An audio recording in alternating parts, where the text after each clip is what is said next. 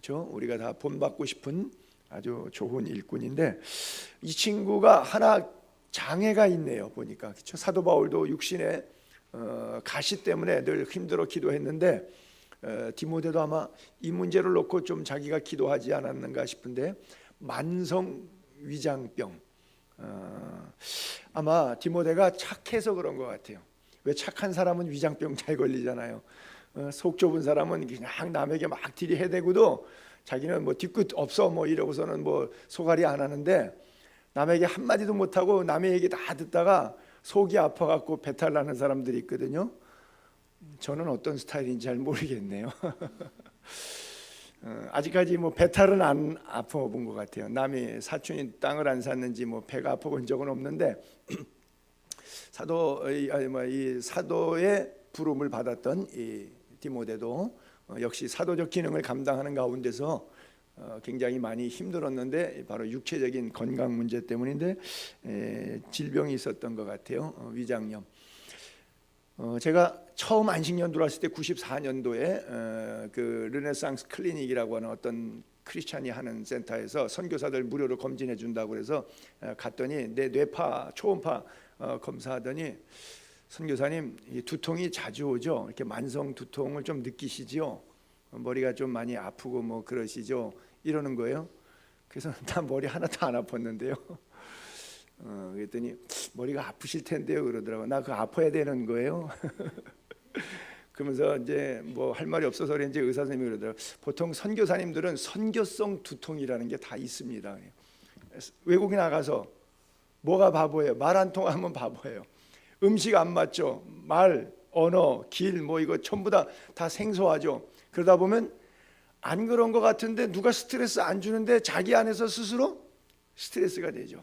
체류가 내기 위해서 경찰서 가고 이민국 가고 쓸데없이 돈 더 들어야 되고 하여간 뭐 안팎으로 여러 면에 있어서 스트레스가 오다 보니까 한국에 살면 안 써도 될 것까지 신경을 더 쓰니까 한국에서 일반적으로 의식주 생활 신경 쓰는데 거기도 똑같이 의식주 생활 신경 쓰는데 거기다가 플러스 알파 체류가 이거 되게 신경 쓰는 거거든요.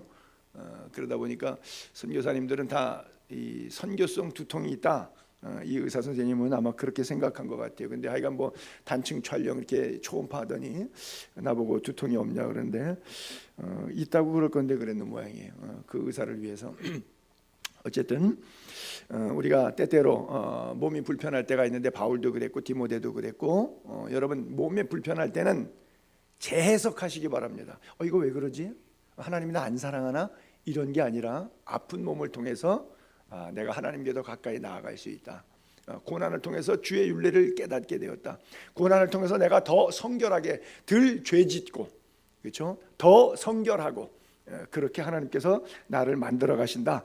그래서 어려워도 사람 의지해보고 사람 부탁해봤더니 맨날 창피만 당하고 개망신만 당하고 도리어 어려움만 당하고 그 얘기했던 것 때문에 나중에 뒷담화로 비난만 들어오고 그러니까 힘들다.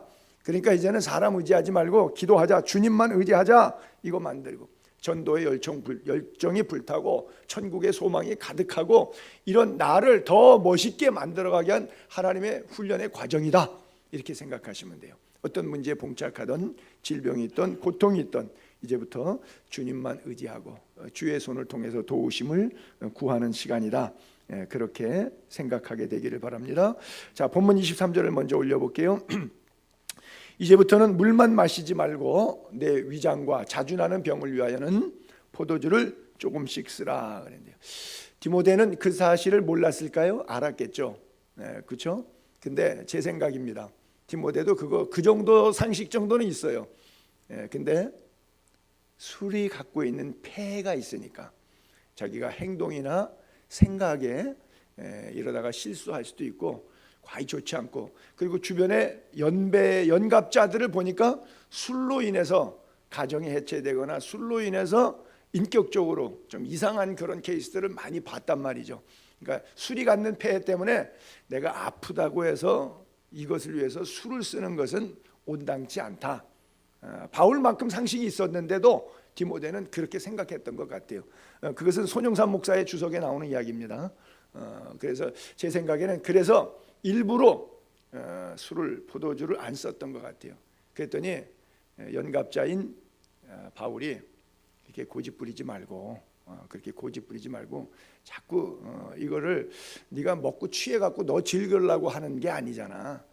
질병 때문에, 그러니까 네 위장에 자주 나는 병 때문에 포도액을 쓰면, 그렇죠, 지중해의 최고 좋은 것이 식품이면서 약품이면서 장수 건강용품이 건가류, 그렇죠?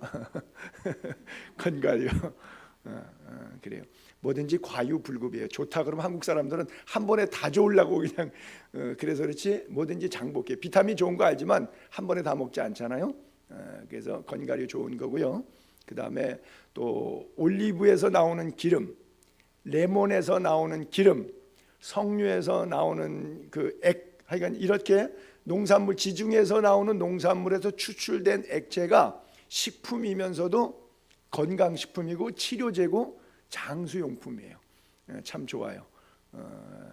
저도 이렇게 그리스에서 있을 때 올리브랑 이렇게 그리스 식사 많이 하거든요. 그러면 이렇게 설교 시간에 이런 얘기하는 게 변이 좋아요. 근데 한국에 와서 김치 된장찌개 막 먹으면 그게 안 좋아. 그래서 벌써 속에 느낌이 있거든요. 그래서 너무 짜고 맵게 먹는 것보다 그리스식의 그 식물들, 레몬즙, 그다음에 올리브즙, 뭐 이런 것들이 건가루 이런 것들이 참 좋은 것 같은데, 어쨌든 사도 바울에게도 포도주를 조금씩 쓰라 그랬어요. 자, 그러면 여기에 이 구절이 술을 질문을 대답할 필요는 없어요. 항상 제가 설교 시간에 드리는 질문은 속으로만 대답하시면 돼요. 술을 마시라고 하는 뜻일까요? 건강을 보살피라고 하는 뜻일까요?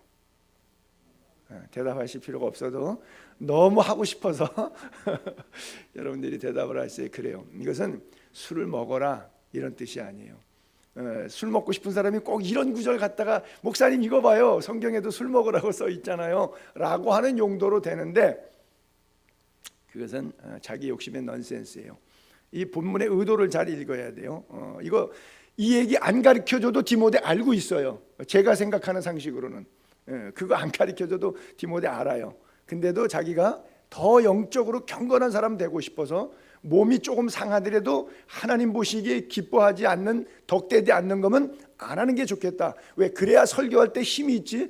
세상적으로 살아놓고 설교하면 너나 잘하지 이렇게 되기 때문에 내가 좀 불편해도 나를 쳐서 복종시켜서 설교가 힘이 있도록 하기 위해서 자기 삶을 절제해야 되겠다 이러고 알코올 문제에 있어서는 자기 나름대로 절제했는데, 너무 과도하게 자기를 억압하고 율법적으로 이렇게 목회하지 말고 그래도 위장이 안 좋을 때는 쓸 때는 써야 되니까 써라 그랬어요. 그러니까 술을 먹으라는 말로 오해하시면 안 돼요. 제가 디모데에게 바울이 했던 것처럼 똑같이 현대적으로 여러분들에게 지금 이 시간에 설교 시간에 권면한다면 나는 여러분들에게 금연과 금주를 권면하고 싶어요. 목사님은 목사니까 직업상 술 안 하고도 살 수 있지만 목사님도 이처럼 우리처럼 사회생활 해보십시오. 어떻게 술 담배 안 하고 살기는 참 어렵습니다. 제가 허용 기준치 딱 한 잔만 해드릴게요.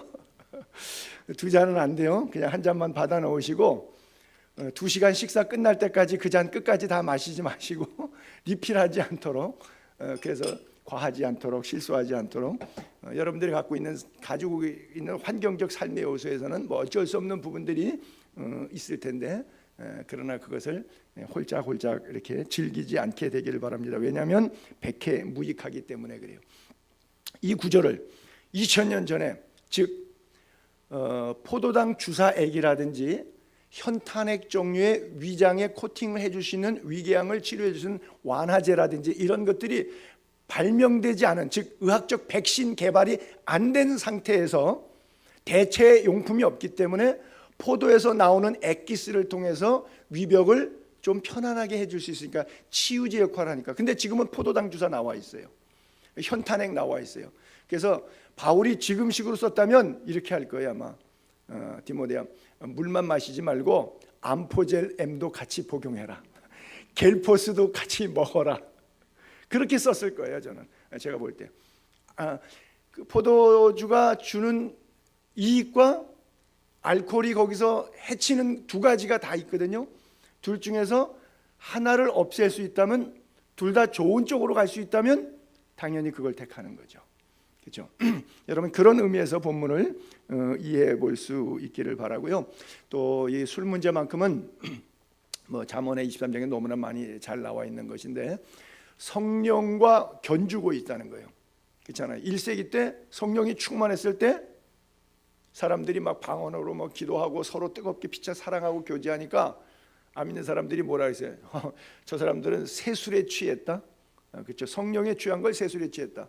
그래서 에베소서 5장 18절에도 너희는 술 취하지 말라. 이는 방탕한 것이니 오직 성령의 충만함을 받으라. 그래서 계속 성경은 술 취하는 것하고 성령하고 비교하고 견주고 있어요. 그 이유는 뭐가 갖는 공통점이라 그랬죠? 지배력. 그렇죠. 술도 술이 갖는 지배력이 사람을 가지고 놀아요. 말과 행동을 마음대로 술이 시키는 대로 하게 만들어요. 성령의 사람도 성령이 시키는 대로 하게 만들어요. 이게 지배력이라고 하는 거예요. 그래서 술하고 이 성령하고는 잘 안 어울리는 쪽인데도 두 개를 늘 성경에 많이 이렇게 빗대어서 견주고 있는 것은 그가 갖고 있는 하나의 공통점 때문인데 지배력. 자, 그러면 우리는 권세 아래 있는 표를 머리 위에 두었던 것처럼 술을 통해서 즉 성령의 충만함으로 견주어서 이해하면 돼요. 그렇죠? 솔직히 이 구절을 이렇게 표현해 보면 성령으로 충만하면 자주 나는 병도 깨끗이 고침받지 않겠는가? 그렇죠? 그래서 포도주가 필요한 것처럼 그 술이 성령과 비교한다면 오늘도 이 시대 우리에게 성령이 필요하지 않겠는가? 우리가 갖고 있는 병이 디모데처럼 위장이 아니라 이것이 관절이든 두통이든 뭐 어떤 종류의 질환이든 간에 포도주를 조금 쓰라고 하는 표현처럼 성령, 술 취함처럼 성령에 취하는 여러분 될 수 있기를 바랍니다. 자, 24절과 25절. 자, 두 절에 어떤 사람의 죄는 밝히 드러나 먼저 심판에 나아가고 어떤 사람의 죄는 그 뒤를 따르니. 이 얘기는 어떤 사람은 빨리 들켰고 어떤 사람은 나중에 들켰다는 얘기죠. 결국은 다 드러나는. 이와 같이 착한 일 한 것도 밝히 드러나고 악한 일 한 것도 숨길 수 없다.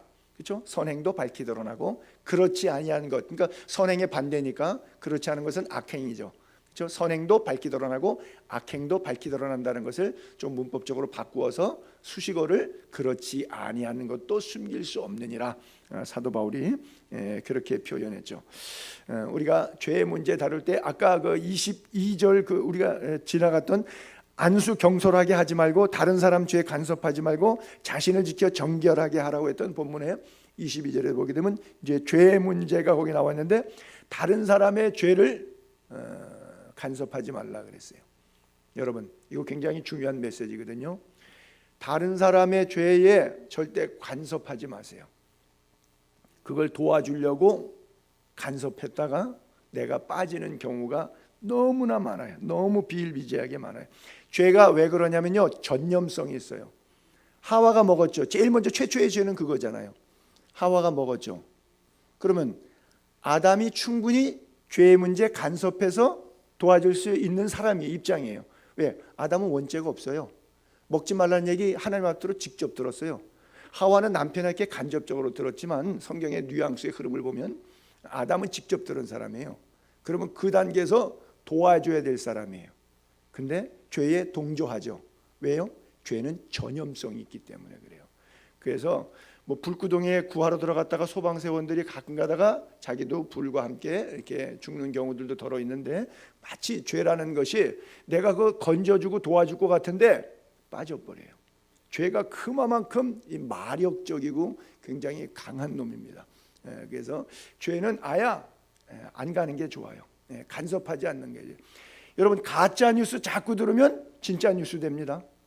진짜 뉴스를 가짜라고 자꾸 말하는 소리를 들으면요 진짜 뉴스인데 가짜 정보로 오해하게 됩니다. 왜? 듣는 게 병이니까. 귀부터 망하는 거니까. 그래서 우리가 죄는 타인의 죄는 절대 간섭하지 않는 것이 좋다. 죄는 멀리할수록 좋다. 동조하다 보면 또 같이 시험에 빠지기 때문이다. 그래요. 어쨌든 이 죄가 어떤 사람은 빨리 직심에 걸리는 거죠. 여러분 24시간 뉴스 같은 데 보게 되면 계속 사회 범죄 나오잖아요. 은행 털었는데 가다가 잡히는 사람이 있어요. 그렇죠? 뭐 1시간 내로 잡혀요. 은행 털었는데 3일 뒤에 잡혀요. 결국은 다 잡히긴 잡히는데, CCTV 추적에서 잡히는데, 어떤 사람은 빨리 잡히고 좀 늦게 잡히는데, 그런 것처럼 성경 이야기 지금 하고 있는 거예요. 어떤 사람의 죄는 밝히 드러나고 먼저 심판에 나아가고 빨리 잡히고, 어떤 사람의 죄는 그의 뒤를 따라간다라고 하는 거예요. 이 뉴스가 최근 뉴스라서 조금 민감한 사안이고 좀 그렇긴 한데, 고 장자연 연예인 탤런트의 비리 사건이 세월이 글쎄 이게 한 몇 년 된지, 한 10년 가까이 되는지 언제 된지 모르겠어요. 지나갔어요. 다 끝나는 줄 알았어요. 그리고 이제 다 무죄 판결 받았고, 근데 또 최근에 다시 또 이렇게 나와요. 그래서 여기에 대해서 무슨 다른 이야기들이 자꾸 뉴스거리로 화제해서 국민들의 입에다가 뭔가 정치적으로 미디어를 통해서 들려주고 싶은 의도가 있어요. 항상 정치가 힘들 때는 뭐가 필요하면 희생양이 필요해요. 우리가 사실 한일 관계에서도 그렇고, 일본도 뭐 나쁘면은 어떤 혐한 팔을 이용해 갖고 아베가 좀 정권을 더 가지려고 하죠. 또 우리도 국내 문제가 좀 힘들면 일본 미워하게 만들어서 국민들 정신을 그쪽으로 이렇게 쏟아가죠. 정치인들 늘 곤모술수, 그게 뭐 그렇지 않으면 정치 못하니까, 아니면 뭐 국민들 들고 나와서 내가 돌 맞을 판이니까 돌 맞을 사람을 옆에다가 다시 세워야 돼. 성경에도 소스테나가 고린도에서 바울 대신 매 맞아 준 것처럼, 예수님이 우리 대신 십자가를 지신 것처럼 항상 뭔가 액땜거리를 필요로 해요.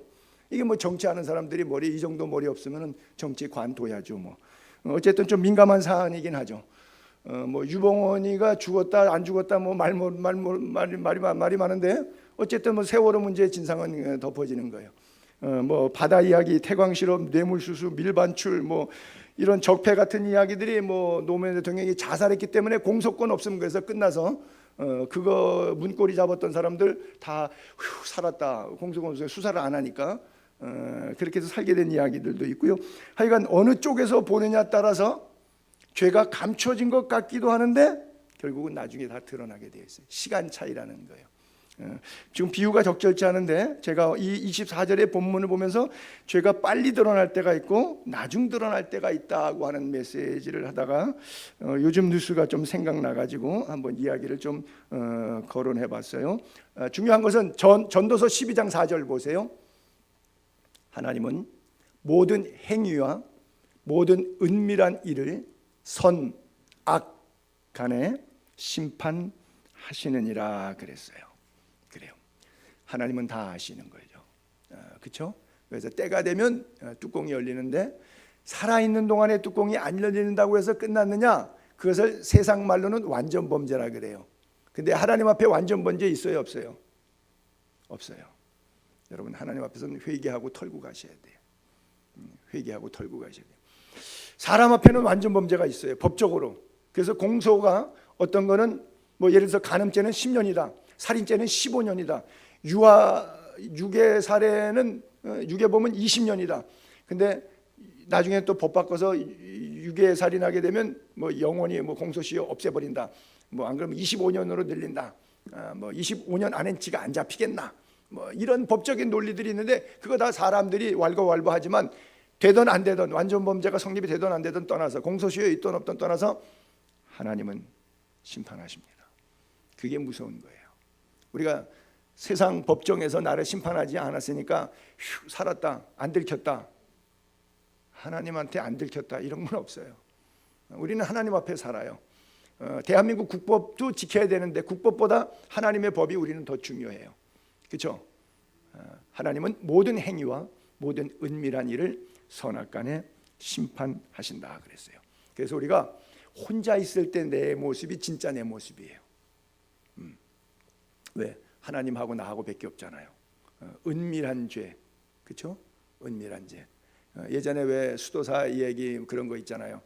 가서 아무도 안 보내서 닭 한 마리 죽이고 오라고, 그 사막의 영성 수도사에 그래 있잖아요. 그 닭 한 마리 죽이고 오라고. 그런데 세 친구는 가서 다 죽이고 오는데 한 친구는 못 죽이고 와요. 그래서 왜 못 죽였냐 했더니, 하나님은 아무도 안 보내서 죽이라는데 하나님은 어디 가도 계시더라고. 그래서 못 죽이고 왔다고. 그래서 수도원장이 나중에 수도원장 죽은 다음에 너가 수도원장 해라, 그리고 이임했다는 얘기 아니에요? 사막의 영성에 나오는 예화 이야기인데, 그래요. 하나님은 모든 행위 은밀한 것을 아신다. 왜? 은밀한 가운데 보시는, 산상수훈에서 계속해서 예수님께서 말씀하실 때 하나님을 그렇게 수식했거든요. 은밀한 가운데 보시는 하나님, 즉 구제할 때 나팔 불지 마라. 은밀한 가운데 보시다. 사람한테 다 갚음 받았다. 기도할 때 거리에 나가서 떠들지 마라. 골방에 가라. 은밀한 가운데. 금식할 때 그 뭐 얼굴 흉하게 갖고 나 금식하네, 나 영적인 사람이네, 이거 하지 마라. 그냥 얼굴 기름 세수 깨끗이, 아무도 금식하는 거 눈치 못하게 하라. 왜? 은밀한 가운데 하는 것 아니냐? 하나님 앞에 하는 것 아니냐? 사람 앞에 하는 거면 해라. 사람이 상급 받을 테니까 나하고는 상관없다. 하나님이 그렇게 말씀하시고, 너가 나한테 하는 거냐? 그러면 나는 은밀한 하나님이니까 아무도 모르게 해라. 그렇죠? 오죽하면 구제할 때 오른손이 하는 거 왼손이 모르게, 여러분 어떻게 오른손이 하는 거 왼손이 모르게 할 수 있어요? 다 알지. 그 정도까지 예수님은 우리에게 설교하셨거든요. 자, 금식 얘기 나왔으니까 이사야서 58장 3절 4절에 보게 되면 바른 금식에 대해서 이사야 선지자를 통해서 하나님 우리에게 주신 말씀, 우리가 금식하되, 금식 기도하면서 하나님 앞에 원망 드리는 거예요. 뭐라고 원망하냐? 어찌하여 주께서 보지 아니하시며 우리가 마음을 괴롭게 하되 어찌하여 주께서 알아주지 아니하시나이까 하느니라. 보라, 너희가 금식하는 날에 뭐해요? 오락하면서 금식하고 온갖 일을 시키는도다. 보라, 너희가 금식하면서 논쟁하고 금식하면서 다투고 금식하면서 악한 주먹으로 치고 싸우고 난리치고, 너희의 오늘 금식하는 이유는 뭐냐? 너희의 목소리를 상달하게 하려는 것이 아니니라. 그래. 금식하는 거예요. 우리는 그러잖아요. 내가 왜 금식 기도해요? 내 목소리 하나님 앞에 상달되게 하려고. 그렇게 하지 말라는 거죠. 하나님은 너가 금식할 때는 이유가 뭐냐? 내 목소리를 들어라. 네 목소리 나한테 상달하지 말고 내 목소리 네가 좀 들어. 그렇죠? 이게 금식의 이유라는 거예요. 즉 곡기를 끊으면서까지도, 즉 내 생명을 내려놓으면서도 하나님의 뜻이 하늘에서 이루어진 것처럼 땅에서도 나를 통해서도 이루어지게 하옵소서. 이게 금식 기도의 이유라고 하는 것이죠. 자, 주일날 예배 자리 나오는 주일 성수하는 것도 마찬가지. 다음에 우리가 이사야서 58장 13절 14절에 보니까 안식일에 관한 언급이 있을 때, 만일 안식일에 내 발을 금하여 내 성일에 오락을 행하지 않고 안식일을 일컬어 즐거운 날이라, 여호와의 성일을 존귀한 날이라 하여 이를 존귀히 여기고 내 길로 행하지 않고, 내 길로 행하지 않고, 내 마음대로 살지 않고, 내 오락을 구하지 않고, 사사로운 말을 하지 않고, 시기 질투 쟁투하는 그런 쓸데없는 말들, 또 음란패설 이런 말 하지 아니하면 내가 여호와의 안에서 즐거움을 얻을 것이니라. 그런 거죠. 일주일 동안 여러분 발이 어디가 있냐는 거죠. 일주일 동안 죄악에 가가지고 발이 다 있다가 주일날 요 자리에 그 들어온 발이 여기 딱 오면 이게 주일 성순이라는 거죠. 이거 아니라는 거죠. 안식일은 뭐냐? 일주일 동안 내 발이 금하여 있다가 그리고 하나님의 제단에 와서 영과 진리로 예배할 때, 이게 주일 성수의 개념이라는 것이죠. 일주일 동안 딴짓하고 있다가, 그러니까 안식일에서도 결국 마음이 뭐예요? 오락과 사사로운 말. 오락이란 말이 예배당에 왜 오느냐? 놀이터거든요. 교회 가면 재밌잖아요. 주일날 사람 만나고 맛있는 거 먹고, 그 다음에 또 사사로운 말, 뭐 이 사람 얘기도 하고 저 사람 얘기도 하고, 뭐 정보를 필요한 정보도 없고, 누구 만나야 되고 이야기도 해야 되고, 뭐 이거 하는 거잖아요. 뭐 주일날 교회 가서 그 사람 만나서 할 얘기가 있거든요. 오늘 그 얘기를 해야 되거든요. 이런 거에 관심이, 주일날 하나님 앞에 관심 있고 예배에 집중하러 오는 것이 아니라 만남에 집중하고, 거기에 즐거움에, 거기에 또 맛있게 먹고, 오락이나 사사로운 말, 뭐 이런 것에 관심이 있어도 교회 나온다. 그러니까 금식이든 안식일이든 하나님이 의도하신 대로 하기는 하는데, 하나님의 의도하신 대로 하는 게 아니라 지 생각대로, 지 멋대로 한다고 하는 것이죠. 이게 아니라라고 하는 것이죠. 그래요. 마태복음 12장 36절 한번 볼게요. 내가 너희에게 이르노니 사람이 무슨 무익한 말을 하든지 심판날에 이에 대하여 신문을 받으리니 내 말로 의롭다 함을 받고 내 말로 정죄함을 받으리라. 심판날 우리가 우리의 살아왔던 삶을 이실직고 한다는 거예요. 하나님이 그냥 묻기도 전에 심판대 딱 쓰면 자동으로 오토매틱하리 저는 아무개입니다. 저는 몇 년도에 태어났고 몇 년도에 죽었고요. 그동안 이렇게 살아왔습니다. 그냥 이실직고 줄줄줄줄 한다는 말이에요. 내 말로 의롭다함을 받기도 하고 내 말로 정죄함을 받느냐. 그러니까 우리가 살아온 삶을 내가 알아서 그냥 심판대 앞에서 이실직고 하니까 이실직고 하고 거기서 결정 나는 거예요. 네 말대로 천국으로 가고 네 말대로 지옥으로 가고 우리들의 믿음의 삶은 그렇게 결정 난다고 하는 거예요. 굉장히 심판이 빨리 끝나겠죠. 일찍 끝나겠죠. 늦게 끝나는 건 우리 교회 목사님 설교밖에 없어요. 다 빨리 끝난다고. 자, 마지막 구절 갈라디아서 6장 7절 8절 9절인데요. 자, 한번 이건 다 같이 읽어볼까? 시작. 스스로 속이지 말라. 하나님은 업신여김을 받지 아니하시나니 사람이 무엇으로 심든지 그대로 거두리라.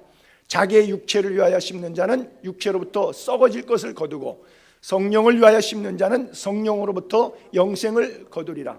우리가 선을 행하되 낙심하지 말지니 포기하지 아니하면 때가 이름에 거두리라. 할렐루야. 그래요.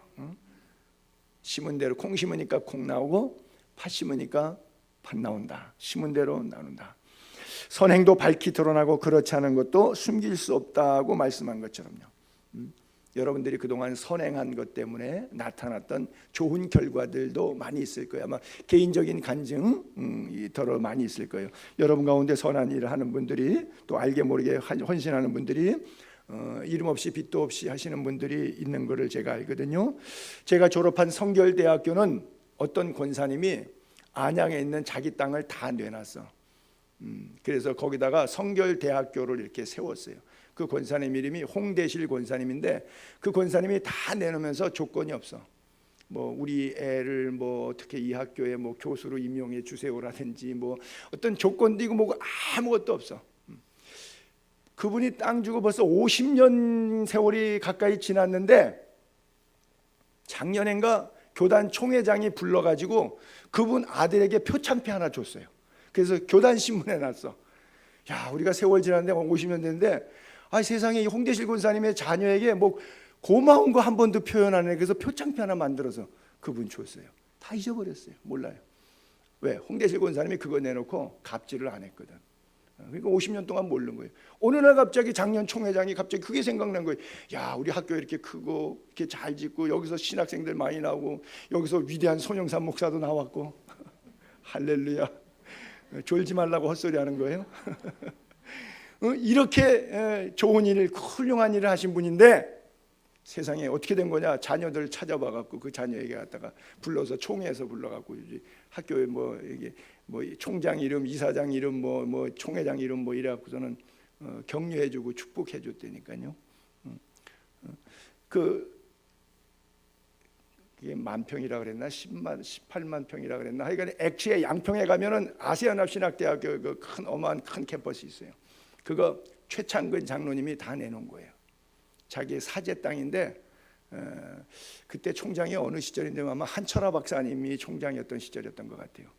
그래갖고 영락교회 한경직 목사님 뭐 이렇게 얘기하는 가운데 이렇게 좋은 뜻이 있는데 여기다가 이렇게 세우자고 그래가지고 그럼 그거 쓰시라고.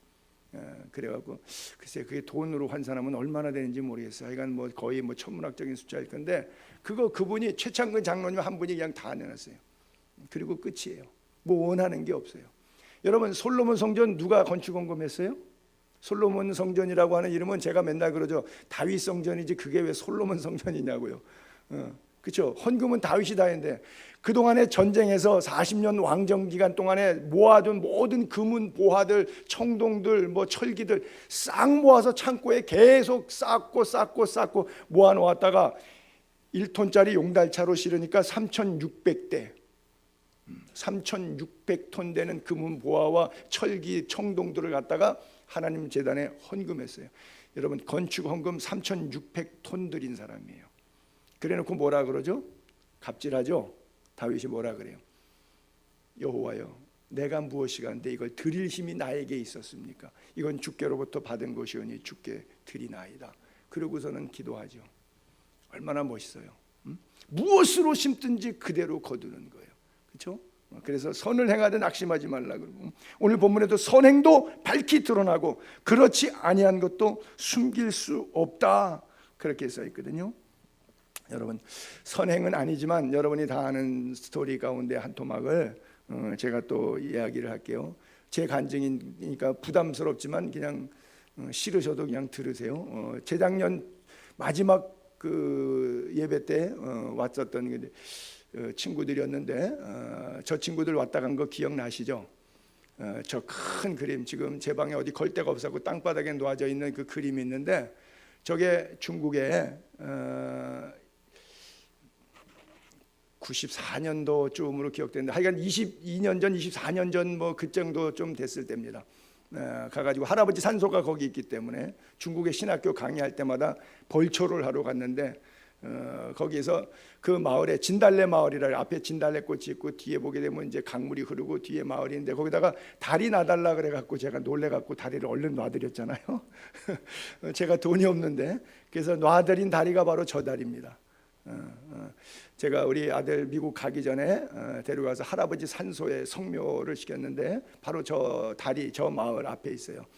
그래서 뒤에 보이는 마을 있잖아요. 바로 그 마을이에요. 그리고 허옇게 보이는 게 신장로입니다. 아스팔트입니다. 그 마을과 아스팔트 사이에, 여기서는 안 보이지만 또랑물이 흘러가고, 거기다가 그 마을 사람들이 나보고 다리를 놔달라는 거예요. 그래서 거기 앞에 다리를 놔준 거거든요. 뒤에 그냥 마지막 장면 사진 올려놓으세요. 그래서 우리 아들에게 제가 산소를 가서 가고, 또 미국에 데려다 줄 때 2년 전에 또 우리 아버님 산소가 뉴욕에 있어요. 그 산소를 가고, 제가 뭐 족보 타령하는 건 아니지만 그래도 어떤 조상에 대한 예의를 최소한도 갖출 수 있어야 하는데, 요즘 젊은 세대들은 뭐 그런 게 없잖아요. 그러니까 쟤는 얼마나 바쁜지 몰라요. 할아버지 산소는 중국에 있고, 증조 할아버지죠. 저한테는 할아버지지만, 또 쟤한테 할아버지 산소는 뉴욕에 있고, 몰라요. 아마 제 산소는 앞으로 아테네에 있게 될 가능성이 좀 많아요. 한번 성묘 가려면 1년에 해외여행을, 비행기를 지구로 한 바퀴를 돌아야, 얼마나 복 받았어요. 할렐루야지. 남들은 소풍도 가는데 그래요. 마지막 첫 장면을 잠깐만 멈춰 볼게요.